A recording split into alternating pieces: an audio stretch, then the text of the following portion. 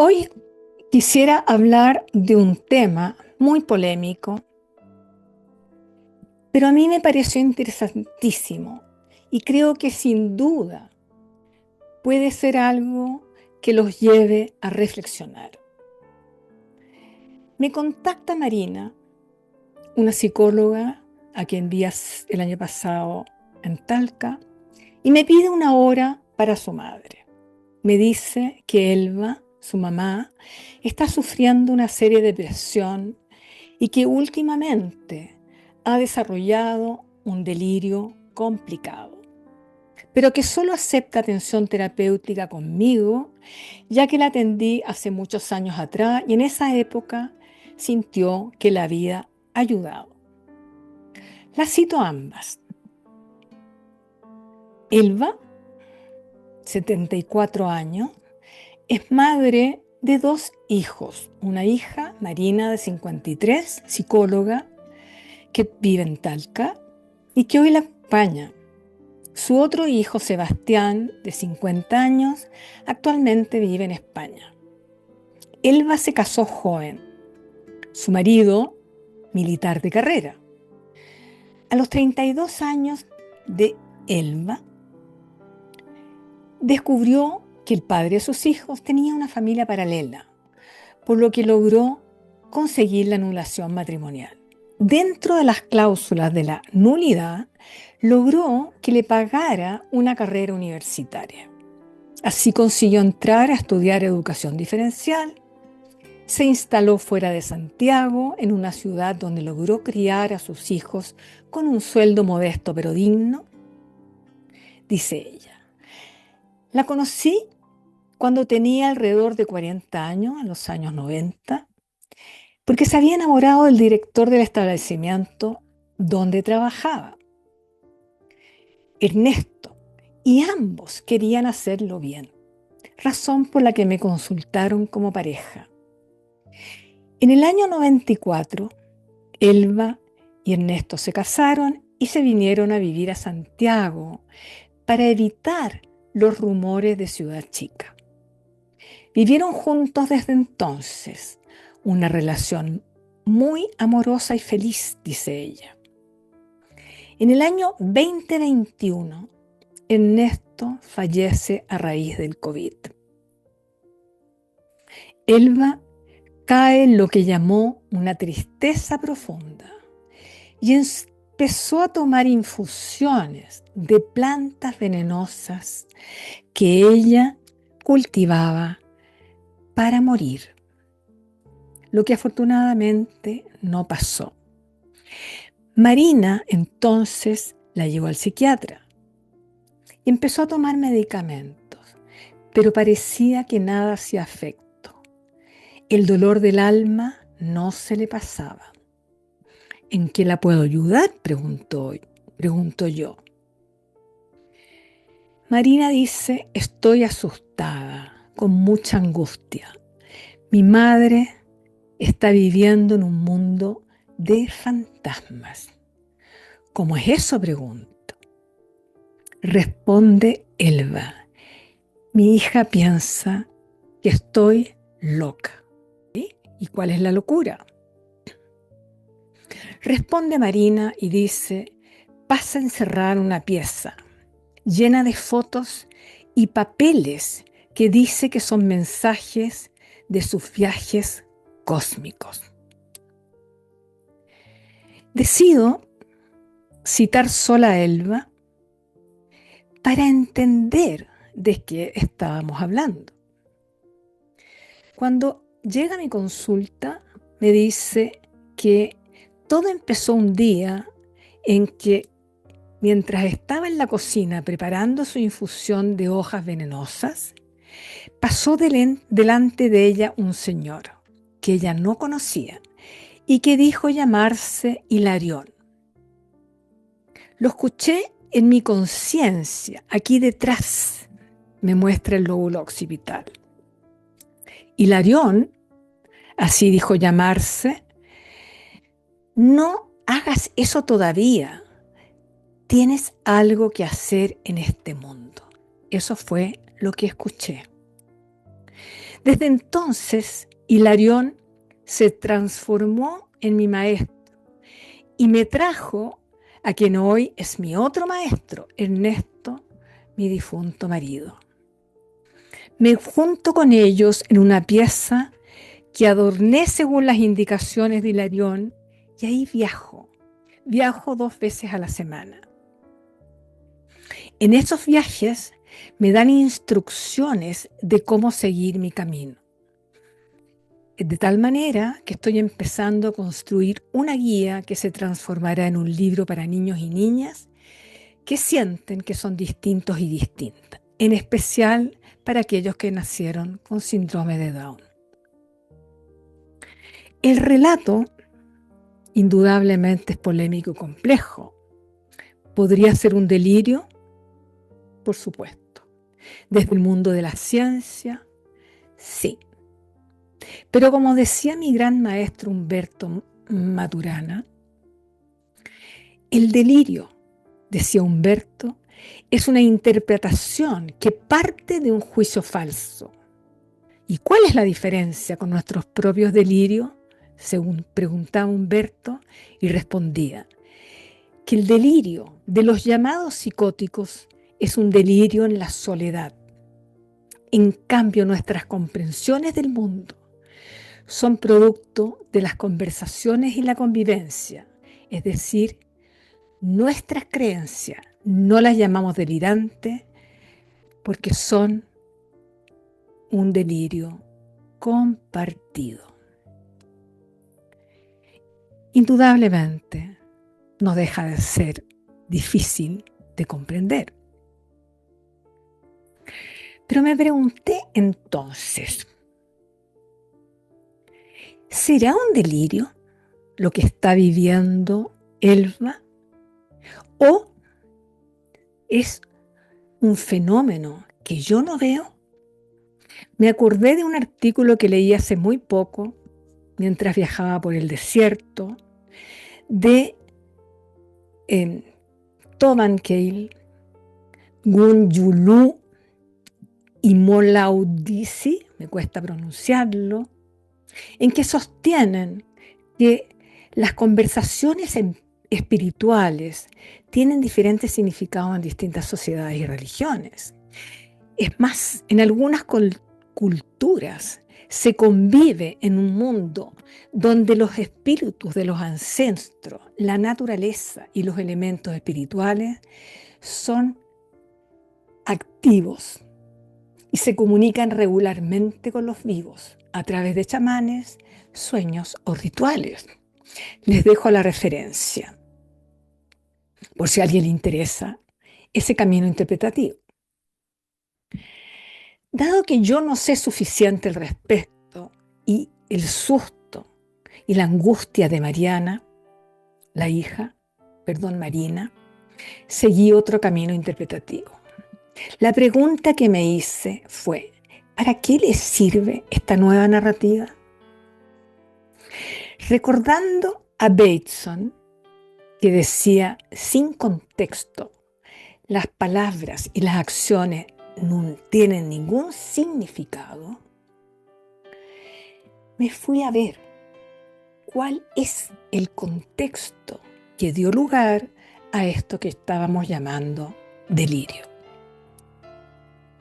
El contexto no es solo el entorno, es el entramado de relaciones, conversaciones, normas culturales, historias de socialización, afectos, emociones, relaciones y tanto más. Es lo que le da sentido a la forma como interpretamos lo que vivimos. Son esas redes conversacionales en las que habitamos, que aprendimos desde muy pequeños y desde donde interpretamos el mundo.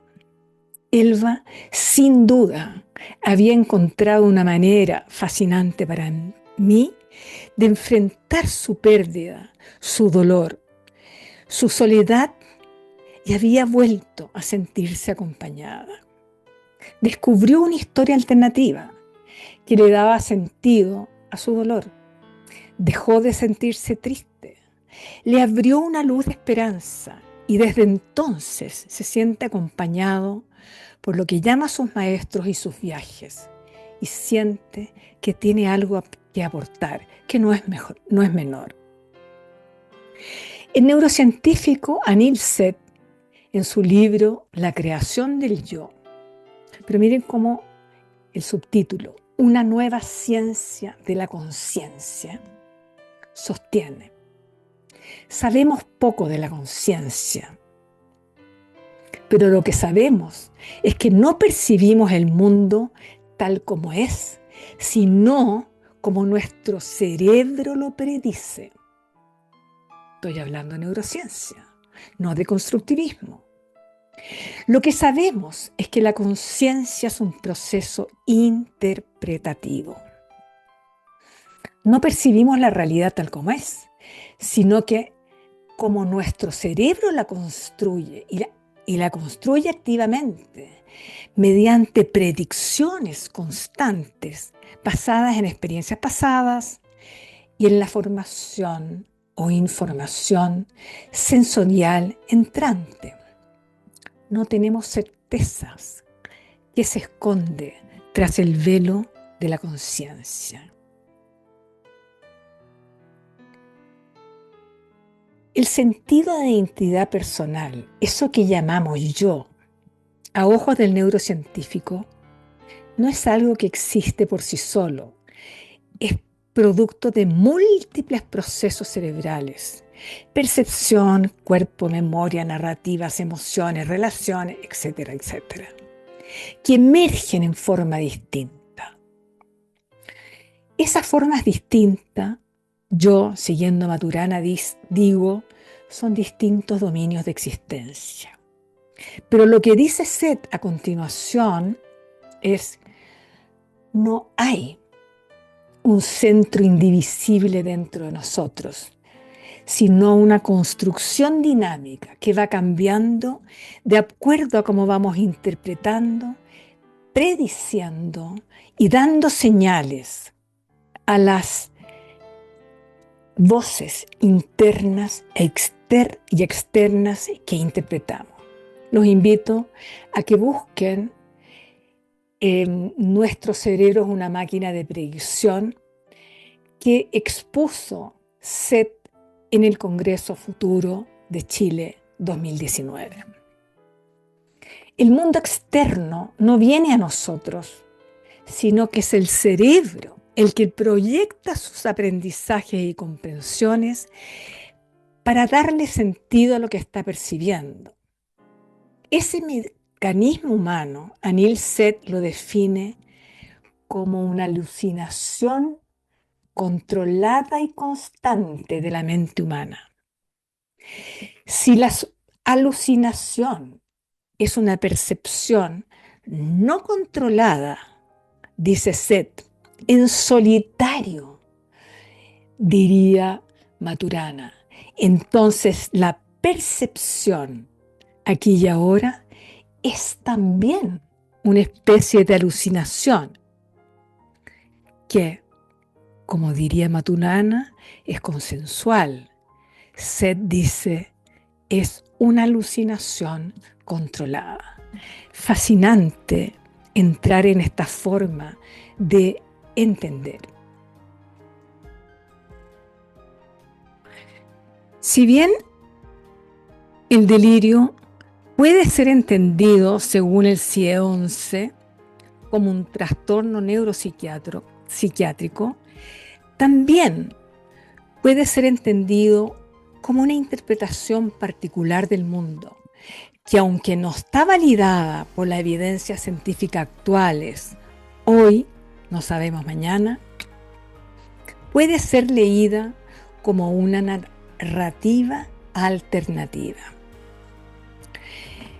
Una narrativa nueva que es indudablemente producto de la historia de aprendizajes de la persona, sustentada en sus experiencias de vida, dolores, alegrías, pero hoy día está siendo adaptativa. Escuchando lo que planteaba Marina la hija, el susto y la angustia cuando descubrió esa pieza secreta de su madre, donde ella hacía sus viajes cósmicos, indudablemente no podía no considerarlo. Ella quería no sentir que su madre estaba delirante y ella lejos, sin saber qué hacer. Elba, a su vez, lo único que quería era que su hija la entendiera y le respetara, aun cuando no le creyera, pero quería seguir estando en su habitación mágica, aquella de los viajes. El trabajo con ambas fue para mí muy interesante y fui poco a poco llevando a que Marina aceptara lo bien que puede ser para su madre esta nueva forma de entender y sentirse acompañada. No le hacía mal a nadie, era en solitario, pero a ella le habría esperanza, le habría un sentido de vida que en el Chile de hoy, donde los viejos no somos muy bien considerados, le permitía una forma fascinante de habitar la vejez. Una misma conducta puede ser vista como un problema, sí, pero también puede ser vista como una respuesta adaptativa. La diferencia no está solo en la persona, está en el contexto, está en entender cuál es la historia detrás de esta nueva forma de interpretar el existir. Pensar con contexto no es justificar todo. No estoy diciendo que todo está bien. Lo que estoy diciendo es que comprender bien el contexto es fundamental antes de intervenir. Cambiar la pregunta del por qué al para qué permite cambiar la historia que una persona se puede contar sobre sí misma y sobre su entorno. ¿Qué fue lo que fuimos haciendo con ambas mujeres? No tenemos certeza. Hasta el día de hoy no sabemos bien lo que es la conciencia. Solo sabemos que los seres humanos hacemos todo para sobrevivir de la mejor manera que podemos. Y en el contexto de la psicoterapia, la intervención no se orienta a corregir la experiencia vivida, sino a ampliar la mirada, a abrir posibilidades, de modo de lograr incluir esta nueva narrativa en el mundo de significaciones de quien consulta, de su sistema familiar, sin ir en contra de las creencias de cada uno de nosotros. Lo que me importa es decir, no nos olvidemos que 130 años en la vida de una disciplina, es decir, estamos recién en pañales, tenemos mucho que aprender. Muchas gracias, espero que este video los haga reflexionar y los lleve a preguntarse ¿para qué? Todavía no en todo tenemos respuesta de por qué. Muchas gracias.